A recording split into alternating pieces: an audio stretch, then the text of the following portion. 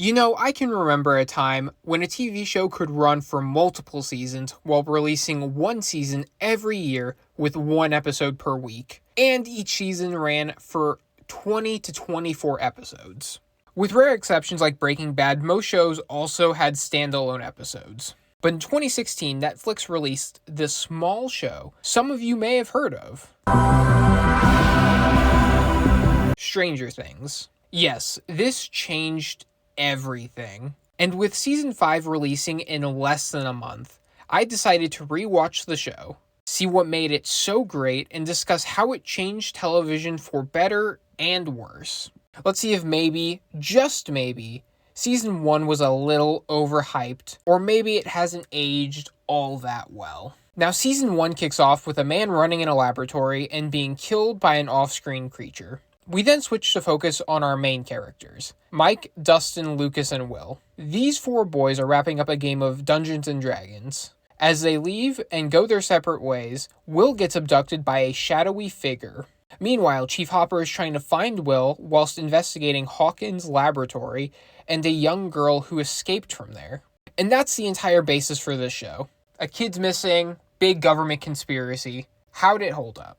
Well, I'm pleasantly surprised to say this season is very rewatchable. I'm very surprised at just how rewatchable it is. Because this season preys on the fact that we know absolutely nothing. We don't know where Will is. We don't know what Hawkins' lab had to do with him. We don't know why a monster's on the loose. We don't know why there's a young girl with superpowers. Each episode ends on a cliffhanger. The first watch around is completely preying on the fact that you don't know anything and just building up the tension and forcing you to binge the entire show at once. But this season did one very important thing that keeps you hooked. The characters are all so good. Winona Ryder is unbelievable as this grieving mother who's on the brink of insanity from losing her youngest son. Jim Hopper was my favorite character this season just because he breaks a lot of dumb cop tropes that I was expecting from the show. I feel like a common trope for law enforcement in creature features, especially ones where kids are involved, is they only exist to establish why the kids are on their own. They exist to prove that no one believes the main conflict is going on, and as soon as they find out about it, they die. But this guy doesn't buy any of the BS. When he questions Hawkins, he's just trying to cross a name off his list, but he immediately clocks the lie about having all the footage, and then immediately starts to suspect them. He very quickly discovers that Will's body was a fake, and he was able to negotiate for his life and the lives of everyone who discovered the illegal actions at Hawkins' lab within a few minutes. Not dumb at all, and I love him for it. Nancy and Jonathan. Also such great characters, and the 2 actors have such good chemistry together. But the dumb, slutty teenage girl trope, Nancy was the complete opposite. She is vastly intelligent and capable of defending herself, and she is one of the 3 big characters actively pushing the plot forward. And I'd be a fool not to mention just how great the kids are. This show raised the bar so unbelievably high when it comes to the expected quality from child actors. Each of the 4 boys are unbelievably good and have phenomenal chemistry together. It's no secret that Finn Wolfhard was a phenomenal kid actor, but Millie, Caleb, and Gaten all did exceptional jobs. Dustin is hysterical, and Mike's relationship with Eleven is adorable. It turns out when you write actual people and not just caricatures, the writing will hold up better. But outside of the characters, how does the actual story hold up? It turns out very well. Even knowing every reveal and how it ends, this season can still hit like a train. In this season, we follow 3 major plot points: Nancy investigating the disappearance of her best friend Barb, Mike, Lucas, and Dustin searching for Will, and Jim Hopper investigating Hawkins' lab. And this show does such a great job at bringing all these plot points together. And it's because each group is learning different things about the same thing at the same time. For example, while the boys are learning on a theoretical way to get to an alternate dimension, it's paired with Hopper discovering the actual gateway. This season is full of different side-by-side pairings of 2 separate plot points slowly starting to merge. And another ingenious thing this show did is having kids be the focus. We all know that it's very difficult to get information to the audience in a way that's natural for the story while it making sense to the audience.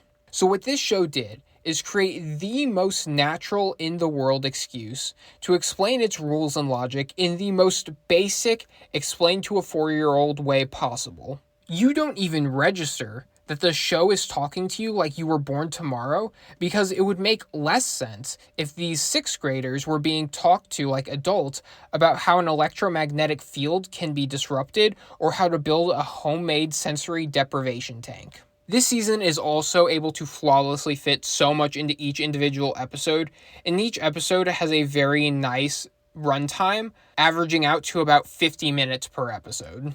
In any other story, Will's body would have been discovered by episode 5, and everyone would have discovered the fake death conspiracy in the penultimate episode. But we find the body in episode 3, and we discovered the death was faked halfway through the season. And that scene still packs an emotional punch. I don't know if it was the music, or the acting, or the fact that you see enough of what appears to be a dead child to be disturbing, but even knowing that it was faked, I still felt some tears well up in that moment. Genuinely, the writing is nothing short of brilliant. Now, it's not all sunshines and rainbows over here in season 1. Upon rewatching, you can clearly tell this season had a tiny baby budget compared to what it got in later seasons. The CG effects are dated, and while the creators were very smart and have an actual in-world excuse for having the lights flashing on and off to hide poor visuals, you can still notice it. Also, the villains are pretty mediocre. I think this is an issue that goes throughout most of the show, but Dr. Brenner is not the most compelling antagonist. I think the way he was fleshed out in season 4 makes him a little better, but ultimately, the main antagonist of the season was the government.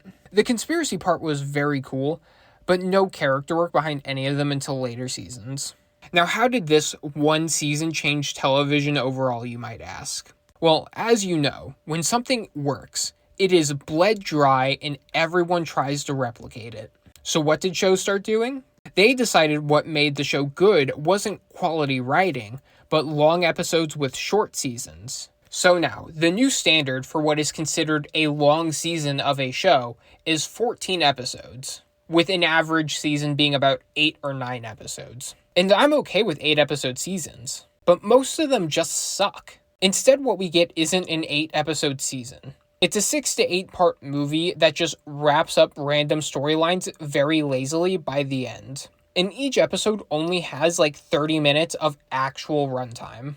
With all the previously ons, credits, and intros, the total runtime is maybe 45 minutes on a good day, and you barely get any substance. And not only that, but it's all been picked up by streaming services that overinflate the budget, so even when something shows promise, it's so expensive that a future season isn't possible because they lost so much money on season 1. So while Stranger Things was a brilliantly written show that is still in my top 10, it was truly the beginning of the end for TV.